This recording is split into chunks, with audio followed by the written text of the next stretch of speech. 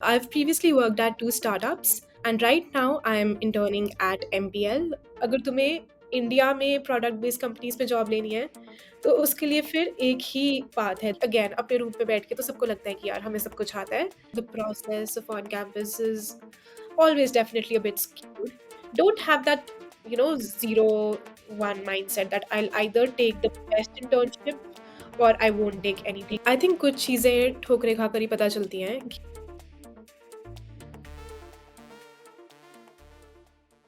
So, to begin the things, can you first of all tell the audience what's your branch, year of study, and where have you interned? All right, so I'm a final year student currently pursuing a Bachelor of Technology in Electronics and Communication Engineering from NIT Hamirpur. I've previously worked at two startups.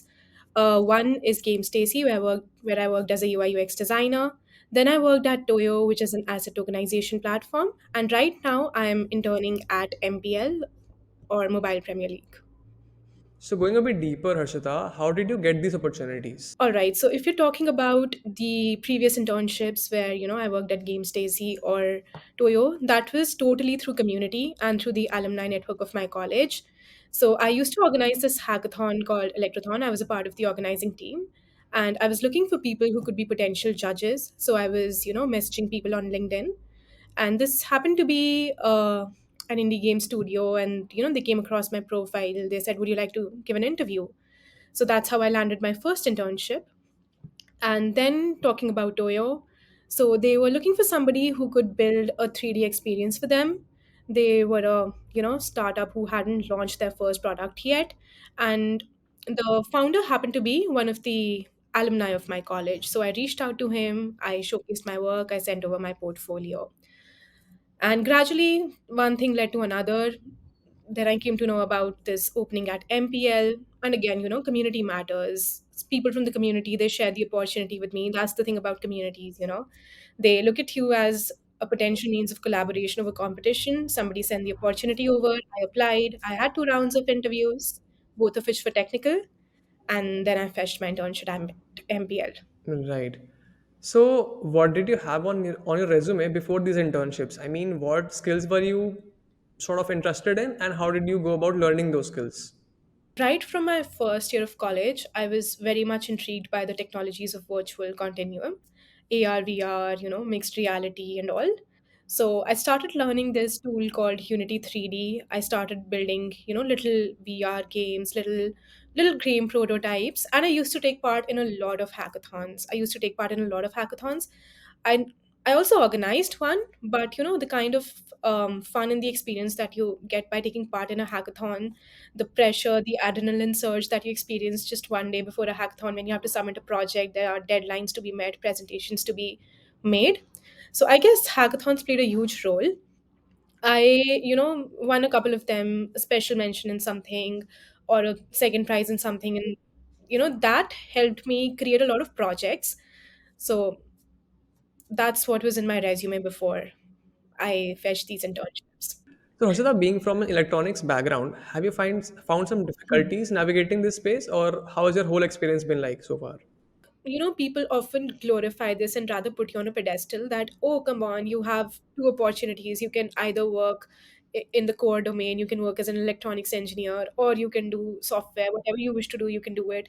But that's not like it, right? It's not that easy, right? Doing both the things means you have to be good at all the things, and being good at all the things takes a lot of time, it takes a lot of dedication, and it takes a lot of hard work. So, having an electronics background, I got access to a lot of people who were intrigued by hardware. I got a lot of people who had this, same share of problems कि यार course का भी पढ़ना पड़ रहा है पर eventually job IT में लेनी है. तो I got that, sense of relatability. Or, but at the end of the day, I'd say that it's difficult managing both things, right? And you have to be really steadfast because you cannot mess up with your pointer, right? No matter what people say, वो pointer वाली चीज़ वो advantage देती है मतलब at least in on campus placement it gives you a lot of advantage right तो you have to take care of your academics, you have to take care of all the labs that you're having, and all of that is totally different from what you have to prepare for placements or what you really enjoy doing or your internship. So it's bittersweet at the same time, being an electronics student. Acha, tell me this one thing. If someone's from an electronic mechanical background, ठीक है, they have to study for their college and they have to study for their IT job also, right? Abhi, Yeah, you talked about on-campus placements. But if someone wants yeah, to get a remote job or an off-campus placement, they have a totally different path, yeah, right? Now, how can a student, an definitely. individual decide कि यार मुझे क्या करना है? Should I focus more on college subjects? Should I focus more on development? How can I make that decision for myself in the first year itself कि where should I focus more on? ठीक है। I think कुछ चीज़ें ठोकरे खाकर ही पता चलती हैं कि कौन सी डोमेन फिट बैठेगी, कोर करना चाहिए, सॉफ्टवेयर करना चाहिए या कुछ ऑल टुगेदर डिफरेंट करना चाहिए। आई गेस फिर भी by the beginning of the second year you should have a fair idea कि ये तो नहीं करना है, and for that an optimal approach to go about is कि experiment करो चीज़ों से, like don't start outrightly hating your branch, right? कि यार I am a mechanical student, come on, I will not ever learn anything about mechanical. In the beginning, try to learn stuff, try to interact with your seniors, try to interact with your community. One advantage which I had through my college was a very good community through my seniors. So like the seniors were always very enthusiastic about guiding us, right?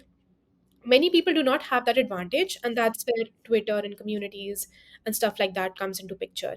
जहाँ तक बात आती है figure out करने की, it's all right, सबको confusion होती है, राइट? और वो कन्फ्यूजन बहुत स्टेज तक चलती रहती है, but unless and until you try things कि आईटी में जाना है, सिर्फ डेवलपमेंट करूँ, डीएसए करूँ, क्या करूँ, वो नहीं वो होगा। Plus you have to accept the facts कि अगर तुम्हें इंडिया में प्रोडक्ट बेस्ड कंपनीज में जॉब लेनी है, तो उसके लिए फिर एक ही पाथ है, there is no other part to it, right? Then you can not run away from a particular thing, like I am not naming the elephant in the room, but you can not run away from it जब पता है कि and में जब job ही उससे मिलनी है और अगर तुम्हें वही करना है, तो फिर then don't, there is no point running away from it, तो वो चीज़ें कर लो।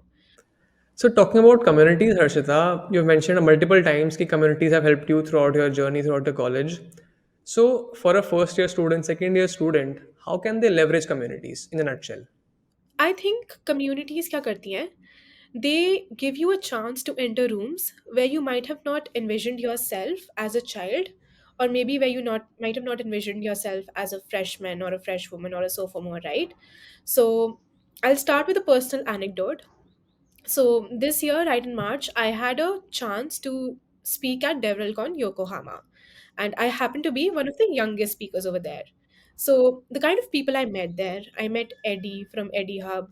I met Vava Sensei. You know, I used to watch his work around 3D, 3D web design that he used to do. I used to watch his work on Twitter, and sharing the room and sharing the stage with the same people, that's what communities do for you. They take out that gap between tier 1 college, tier 2 college, tier 3 college.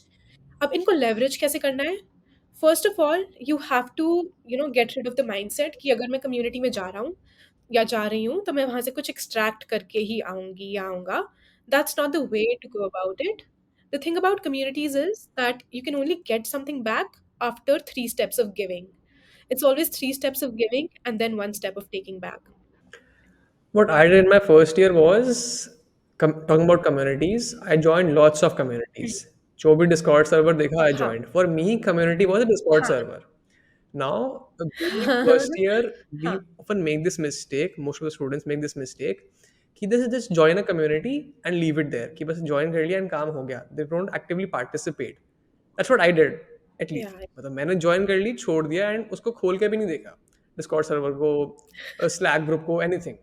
तो what's the best practice to be involved in a community and also to make your participation count as a newcomer in the community? So I'll talk in two different perspectives. First, in terms of offline communities, and then in terms of online forums and Slack channels or Discord channels.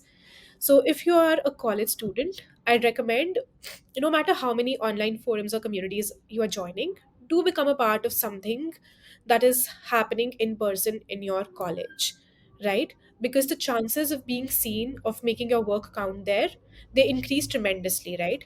Usually hota kya in communities, when you join as a first year student, as a volunteer, you're given very small tasks.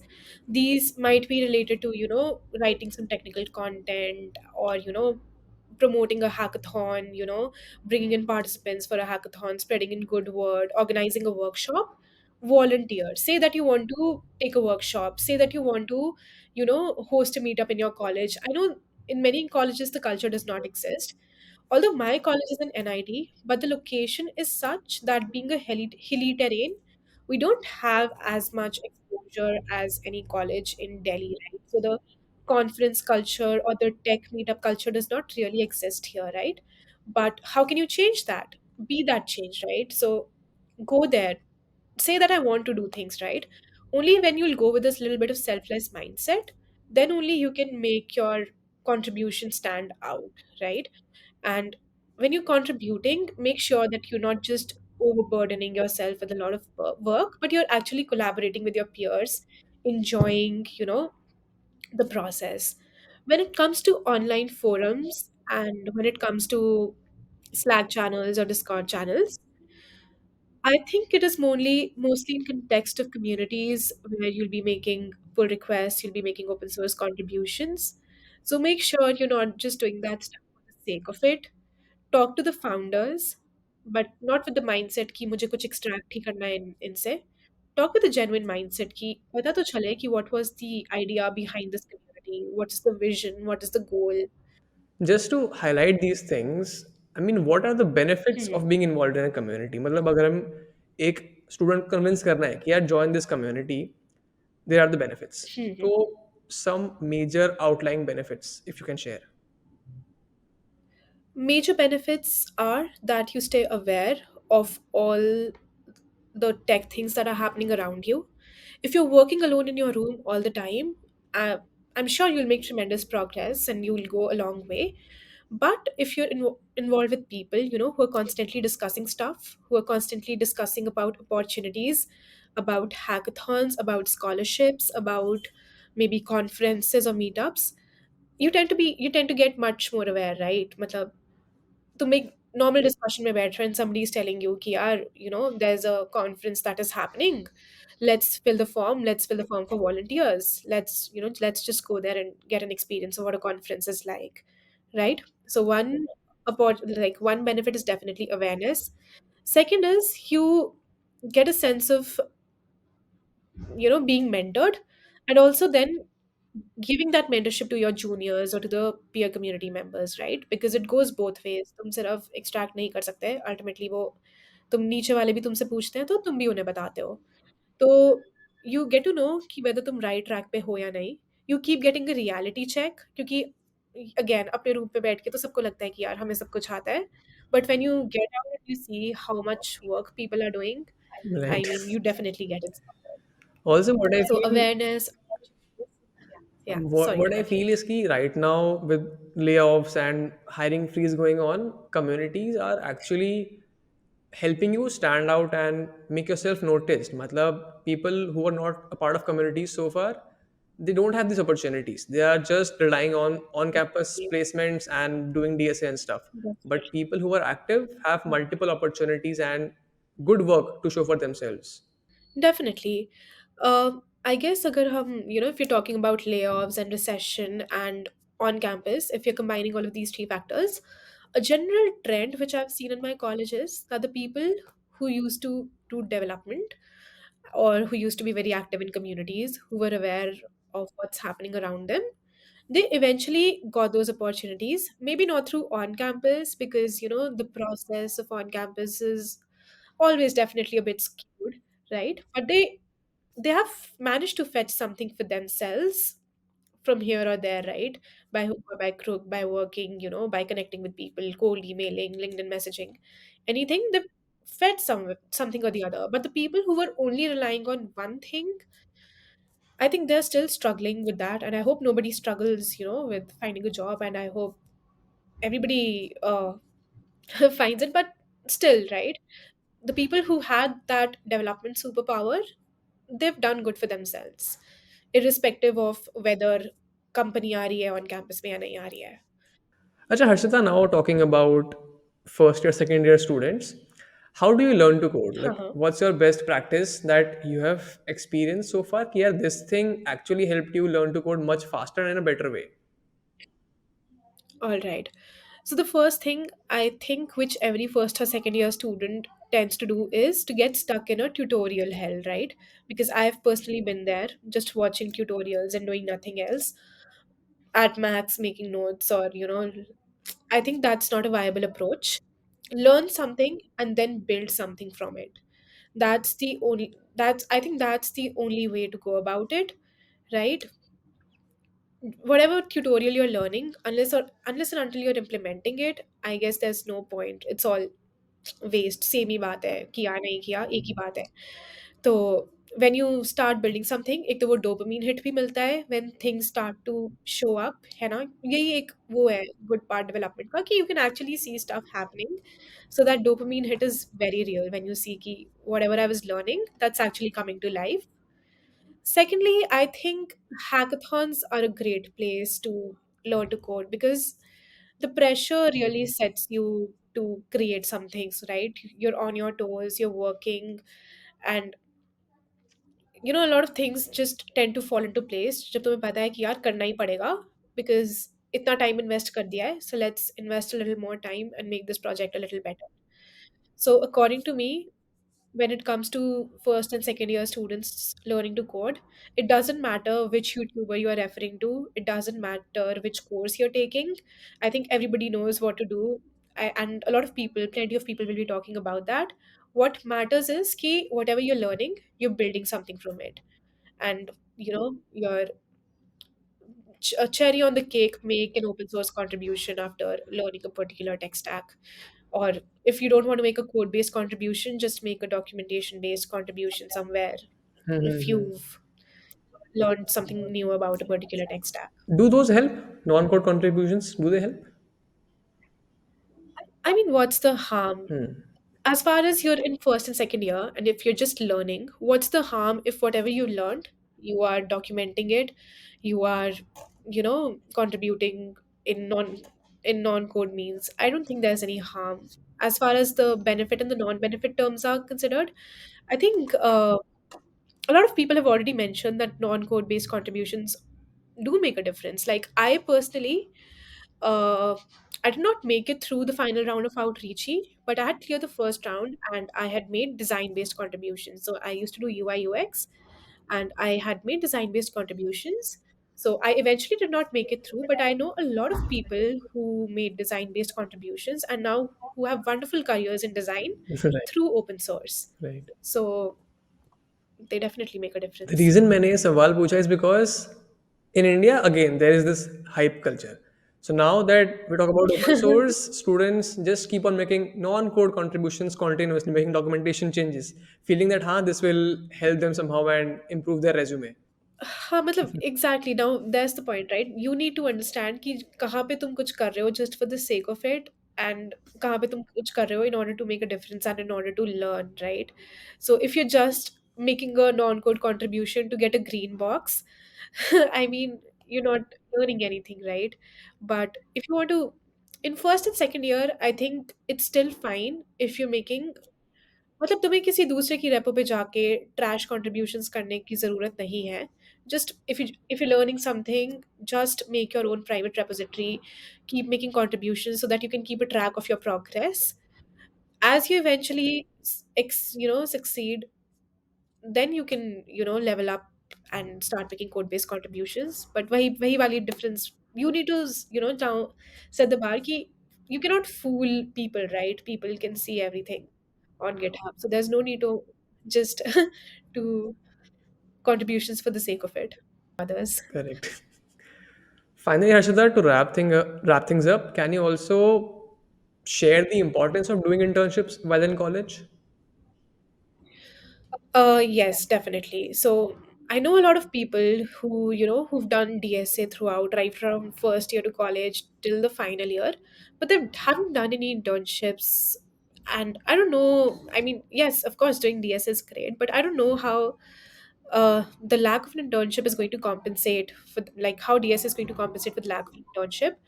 I believe having some sort of industry experience is very important And when I say industry experience, I do not mean that your first internship should be at a very big company, or it should be at a, that FANG up. You do not need to be fixated on a FANG company for your first internship. You can eventually always get there. But in order to get started, just begin with something, get some experience under your hat, and then, gradually start to escalate. Don't have that, 0-1 mindset that I'll either take the best internship or I won't take anything and I'll just keep on working, working, working. Just take something, get started. You'll learn to know about a lot of things, working in industries and a lot of corporate communication. A hundred other things come into picture when you work for a proper company. Then you can gradually, I think, escalate. Awesome. Thank you so much for taking out time, Harshada, and sharing your experience and insights with myself and my audience. I loved it. Thank you so much. Thank you so much, Sanskar, for having me. It was wonderful, and you're doing great work for the community.